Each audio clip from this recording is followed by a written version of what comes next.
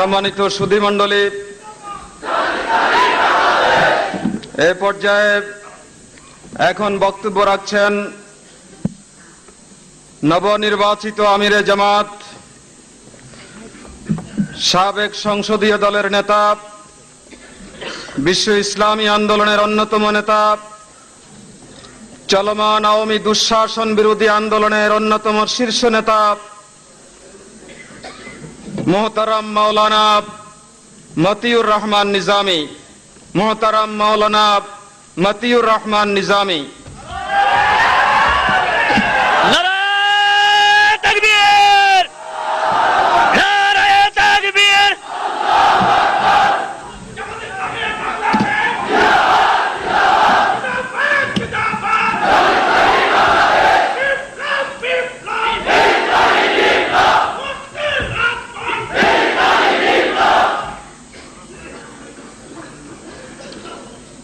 আলহামদুলিল্লাহি রাব্বিল আলামিন, আসসালাতু ওয়াসসালামু আলা সাইয়্যিদিল মুরসালিন ওয়া আলা আলিহি ওয়া সাহবিহি আজমাইন ওয়া আলা মান দাআ বিদাওয়াতিহি وجاهد في سبيل الله حق جهاده إلى يوم الدين। জনাব সভাপতি, পরম শ্রদ্ধেয় নেতা, ইসলামী আন্দোলনের মহান শিক্ষক, ইসলামী আন্দোলনের প্রাণ পুরুষ মাওলানা সৈয়দ আবুল আলা মওদুদীর সার্থক উত্তরসূরি অধ্যাপক গোলাম আজম, মঞ্চে উপবিষ্ট জামাত ইসলামী বাংলাদেশের কেন্দ্রীয় এবং স্থানীয় নেতৃবৃন্দ, উপস্থিত সুধী মণ্ডলী, ভাই ও বোনেরা, আসসালামু আলাইকুম ওয়া রাহমাতুল্লাহি ওয়া বারাকাতুহু। ঢাকা মহানগরীর উদ্যোগে আয়োজিত আজকের এই অনুষ্ঠানে আমি কথা বলার ভাষা হারিয়ে ফেলেছি।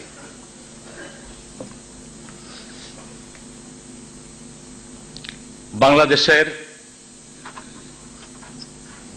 রাজনীতির ইতিহাসে অধ্যাপক গোলাম আজম একটি বিরল দৃষ্টান্ত স্থাপন করেছেন।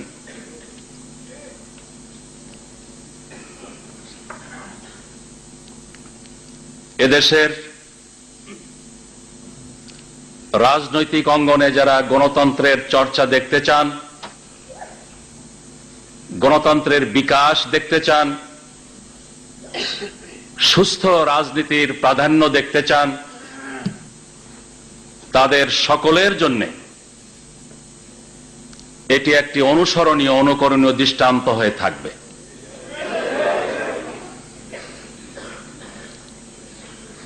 ইসলামী আন্দোলনকে বাংলাদেশের জমিনে এই পর্যায়ে গিয়ে আনার ক্ষেত্রে জামাত ইসলামীকে একটি প্রাতিষ্ঠানিক আন্দোলনে পরিণত করার ক্ষেত্রে রাজনীতির অঙ্গনে জামাত ইসলামীকে একটি সিদ্ধান্তকারী শক্তি হিসেবে প্রতিষ্ঠিত করার ক্ষেত্রে তিনি যে অনন্য ভূমিকা পালন করেছেন, আমরা শ্রদ্ধার সাথে এটা স্মরণ করি, মহান আল্লাহ তাআলার দরবারে দোয়া করি আল্লাহ সুবহানাহু ওয়া তাআলা তার সকল দ্বীনি খেদমত কবুল করুন, তাকে জন্য দুনিয়া আখিরাতে সর্বোত্তম জাযা এনায়েত করুন। দোয়া করি আল্লাহ সুবহানাহু ওয়া তাআলা তার হায়াত দারাজ করুন, জীবদ্দশায় তাকে আল্লাহর এই জমিনে আল্লাহর দ্বীনের বিজয় দেখে যাওয়ার তৌফিক দান করুন। তিনি একটি মহৎ উদ্দেশ্যকে সামনে রেখে স্বেচ্ছায় জামাত ইসলামীর মজলিস শোরাকে রাজি করিয়ে নেতৃত্বের দায়িত্ব থেকে অব্যাহতি নিয়েছেন। তার সেই মহৎ উদ্দেশ্য সফল করার ক্ষেত্রে আল্লাহ তাআলা তাকে তৌফিক দিন। তার সেই মহান কাজ যাতে পরিপূর্ণরূপে সফল হয়, সেক্ষেত্রে আমাদেরকেও আল্লাহ তাআলা যথাযোগ্য ভূমিকা পালনের তৌফিক দান করুন। ব্যক্তিগতভাবে আমার নিজের সম্পর্কে নিজের কোনো ভুল ধারণা নেই। ইসলামী আন্দোলনের নেতৃত্বের মূল দায়িত্ব যুগে যুগে পালন করেছেন আম্বিয়া কেরাম আলাইহিমুস সালাম। পরবর্তীতে যারা এই দায়িত্ব পালন করেছেন ইসলামের ইতিহাসে তারা সিদ্দিকিন, সালেহিন, সোহাদা নামে পরিচিত। আজকের বিশ্বে দেশে দেশে ইসলামের পক্ষে যে গণজোয়ার, গণজাগরণ সৃষ্টি হয়েছে, এর পথিকৃৎ একদিকে সৈয়দ আবুল আলা মওদুদী রহমতুল্লাহ আলাই, অন্যদিকে ইমাম হাসানুল বান্না শহীদ রহমতুল্লাহ আলাই। বিশেষ করে জামাত ইসলামীর প্রতিষ্ঠাতা সৈয়দ আবুল আলা মওদুদী রহমতুল্লাহ আলাই জামাতের ইমারতের দায়িত্ব পালন করেছেন। তার অবর্তমানে অধ্যাপক গোলাম আজম তার সার্থক উত্তরসূরি হিসেবে আন্দোলনকে এই পর্যায়ে নিয়ে এসেছেন। তাদের সেই দায়িত্বে আমাকে মানায় না। এর জন্য যে ইমানি শক্তির প্রয়োজন, আমি তীব্রভাবে আমার মধ্যে তার অভাব অনুভব করি। এর জন্য যে ইলমি শক্তির প্রয়োজন, আমি অত্যন্ত বিনয়ের সাথে তার অভাব আমার মধ্যে অনুভব করি। এর জন্য যে আখলাকি রুহানি শক্তির প্রয়োজন, যেই যোগ্যতা, দক্ষতা, সাহস, হিম্মতের প্রয়োজন, আমি বস্তুনিষ্ঠভাবে আত্মবিশ্লেষণের মাধ্যমে আমার মধ্যে এর তীব্র অভাব অনুভব করি। কিন্তু ইসলামী আন্দোলনের শিক্ষা, নেতৃত্ব চাওয়া যাবে না। নিজের ইচ্ছার বিরুদ্ধে এ দায়িত্ব আসলে দায়িত্ব থেকে পালানোরও অনুমতি নেই। তাই সদস্যদের সিদ্ধান্ত মাথা পেতে নিয়েছি, শক্তি, সাহস, হিম্মতের একটু অনুভব করি। প্রথমত এদিক দিয়ে অধ্যাপক গোলাম আজম নেতৃত্ব থেকে বিদায় নিয়েছেন, কিন্তু আন্দোলন থেকে বিদায় নেননি। তার আশীর্বাদ, তার গাইডেন্স ইনশাআল্লাহ আমাদেরকে চলার পথে প্রেরণা যোগাবে, পাথেও জোগাড় করবে। তেমনি ভাবে বিশ্বাস করি যারা দায়িত্ব অর্পণ করেছেন তারাও জানেন মহান আল্লাহ সুবহানাহু ওয়া তাআলার সাহায্য ছাড়া এই দায়িত্ব পালন সম্ভব নয়। তারা আল্লাহর দরবারে প্রাণ খুলে দোয়া করবেন তাদের দেওয়া দায়িত্ব তাদের এই দুর্বল ভাই যেন সঠিকভাবে আঞ্জাম দিতে পারেন। সেই সাথে মাঠে ময়দানে এই আন্দোলনকে এগিয়ে নেওয়ার ক্ষেত্রে তাদের সক্রিয় সহযোগিতাও পাওয়া যাবে, এ আশা, এ প্রত্যাশা নিয়ে নিজের সম্পর্কে সম্পূর্ণ অকেবল হওয়া সত্ত্বেও এ দায়িত্ব মাথা পেতে নিয়েছি। ইসলামী আন্দোলনের মূল অঙ্গীকার খোদাহীন সভ্যতা সংস্কৃতি ভিত্তিক ধর্মহীন রাজনীতির অবসান ঘটিয়ে, তাগুতি সমাজ ব্যবস্থার অবসান ঘটিয়ে আল্লাহর সার্বভৌমত্বের ভিত্তিতে, আল্লাহর দ্বীনের ভিত্তিতে একটি সুখী সমৃদ্ধ কল্যাণ রাষ্ট্র সমাজ ব্যবস্থা কায়েম করা। আজকে এই আন্দোলনকে এগিয়ে নেওয়ার ক্ষেত্রে আমরা নতুন করে অঙ্গীকার ব্যক্ত করব, এই কাজটিকে আল্লাহ সুবহানাহু ওয়া তাআলা আখিরাতে আযাবে আলিম থেকে নাজাতের একমাত্র উপায় হিসেবে ঘোষণা করেছেন। আর সে আযাবে আলিম থেকে নাজাতের লক্ষ্যে আল্লাহর এই জমিনে আল্লাহর দ্বীন কায়েমের সংগ্রামে তিনি আমাদের কাছে মালের কোরবানি, জানের কোরবানি চেয়েছেন। যদি আমরা দুনিয়ার প্রতিষ্ঠা নয়, দুনিয়ার চাওয়া পাওয়া নয়, আল্লাহ তাআলাকে রাজি খুশি করার মন মানসিকতা নিয়ে, আযাবে আলিম থেকে নাজাত ও মুক্তির প্রত্যাশা নিয়ে আল্লাহর এই জমিনে আল্লাহর দ্বীনের বিজয়কে সামনে রেখে আল্লাহর পথে মালের সর্বোচ্চ কোরবানির জন্য তৈরি হয়, প্রয়োজনে জানের কোরবানির জন্য তৈরি হয়, তাহলে আল্লাহ তাআলার পক্ষ থেকে সাহায্য আসবে, আল্লাহর পক্ষ থেকে রহমত নুসরত আসবে। আর আল্লাহর পক্ষ থেকে নুসরত রহমতের ফয়সালা যখন হবে, সারা দুনিয়ার সম্মিলিত শক্তি বিরোধিতা করেও ইসলামের বিজয়কে ঠেকাতে পারবে না ইনশাআল্লাহ। প্রিয় ভাইয়েরা, বোনেরা, আজকের দিনে মুসলিম উম্মার এই দুঃখ, দুর্দশা, দুর্গতির একটা বড় কারণ দ্বীনি মহলের রাজনৈতিক চেতনার অভাব,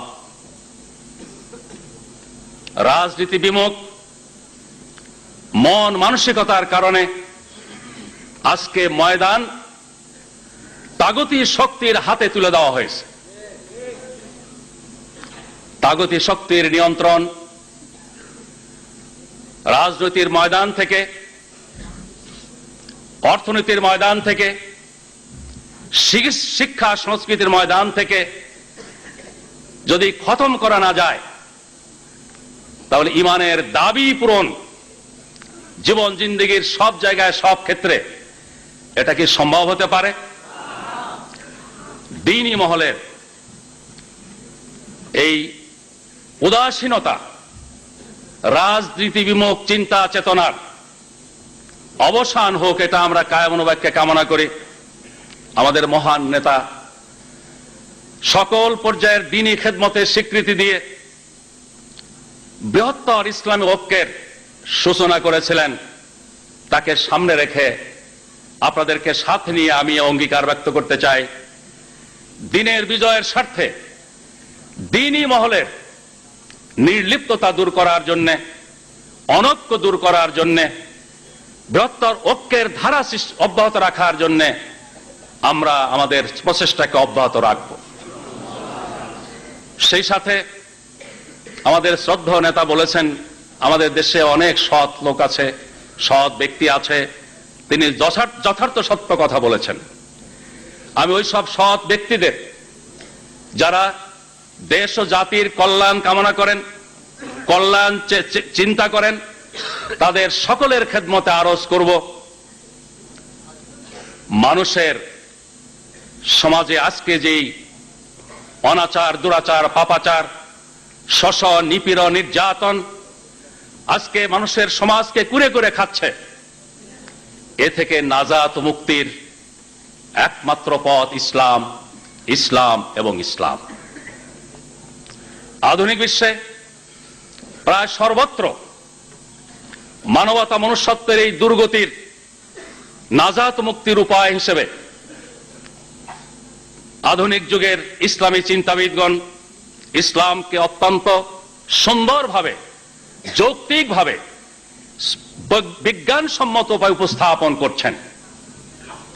ইসলামী আন্দোলনের এই বুদ্ধিবৃত্তিক দিক, গঠনমূলক দিক সম্পর্কে আমাদের দেশের বুদ্ধিজীবী মহলকে আমি অনুরোধ করব সঠিক মূল্যায়নে।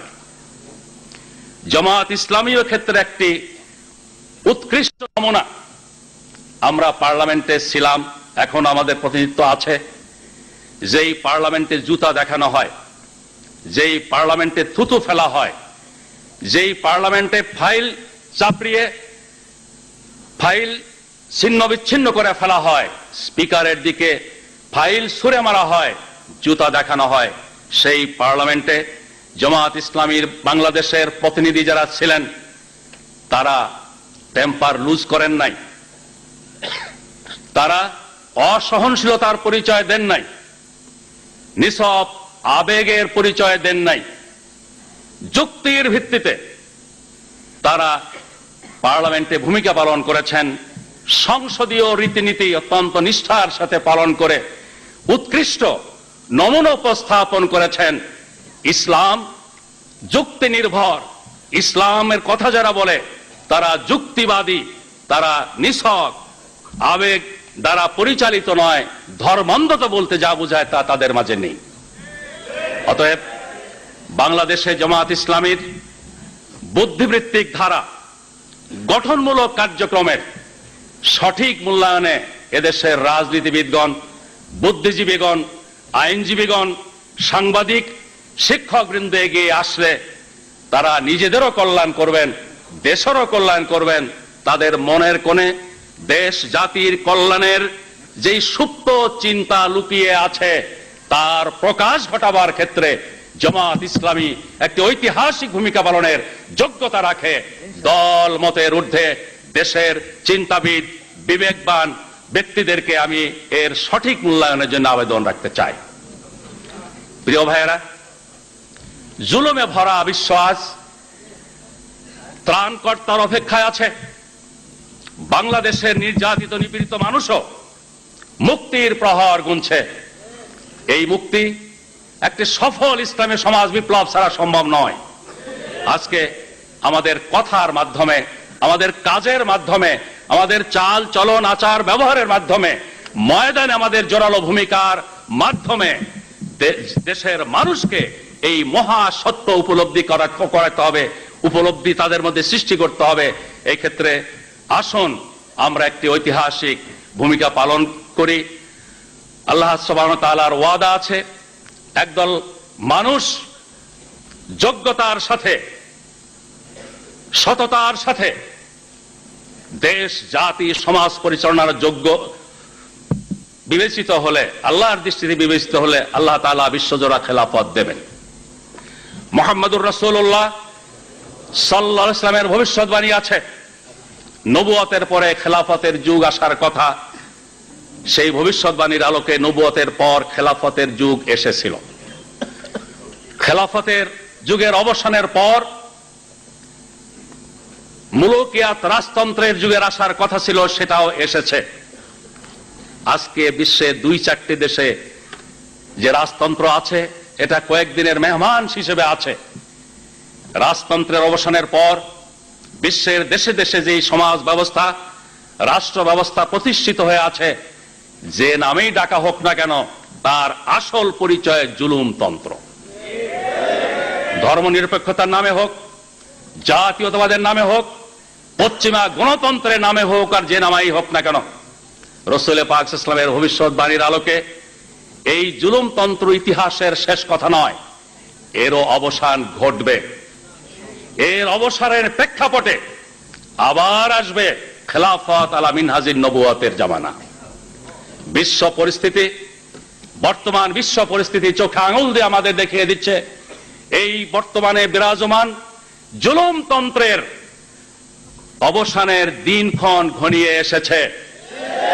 এরপরেই বিশ্বব্যাপী ইনশাআল্লাহ ইসলাম বিজয়ী শক্তি হিসেবে প্রতিষ্ঠিত হবে। ইসলামী আন্দোলন বিশ্বব্যাপী আজ পরীক্ষা নিরীক্ষার, ইমানের অগ্নি পরীক্ষার একটি স্তর অতিক্রম করছে। এই পরীক্ষায় যারা ফেল করবে তারা ডানে বায়ে ছিটকে পড়বে, আল্লাহর কিছু বান্দা শাহাদত বরণ করবে, আর সবর ইস্তেকামাতের সাথে ইমানি চেতনার উদ্বুদ্ধ হয়ে যারা ময়দানে টিকে থাকবে ইনশাআল্লাহ তাদের হাতে ইসলামের বিজয় পতাকা অর্পিত হবে। সেই দিন খুব বেশি দূরে নয়। 2 সহস্রাব্দের সমাপ্তি লগ্নে, 3য় সহস্রাব্দের প্রথম শতাব্দীর এই সূচনা লগ্নে আসুন আমরা অঙ্গীকার করি, এই শতাব্দী হবে ইসলামের শতাব্দী। আগামী দিনের বিশ্ব হবে ইসলামের বিশ্ব, এবং বিশ্বব্যাপী ইসলামের বিজয়ের ক্ষেত্রে বাংলাদেশ একটি সিদ্ধান্তকারী অগ্রণী ভূমিকা পালনে যাতে সক্ষম হয়, সেজন্য এই দেশে ইসলামী আন্দোলনকে আমরা আরো বেগবান, আরো জোরদার করে তুলি। আমি আল্লাহ তাআলার দরবারে এই আশাবাদ ব্যক্ত করে, আপনাদের সকলের দোয়া কামনা করে, দোয়া এবং আন্তরিক সহযোগিতা, সক্রিয় সহযোগিতা কামনা করে, আমাদের শ্রদ্ধেয় মুরব্বী যে প্রত্যাশা ব্যক্ত করেছেন তার জীবদ্দশায় আমাদের কার্যক্রমের মাধ্যমে যাতে তাদের চক্ষু শীতল হয়, তার কলিজা ঠান্ডা হয়, সেই ধরনের ভূমিকা পালনের ক্ষেত্রে আমরা যেন কুণ্ঠাবোধ না করি। আল্লাহ তাআলা আমাদের সবাইকে সাহায্য করুন। ওমা তৌফিকি ইল্লা বিল্লাহ। আসসালামু আলাইকুম ওয়া রাহমাতুল্লাহ।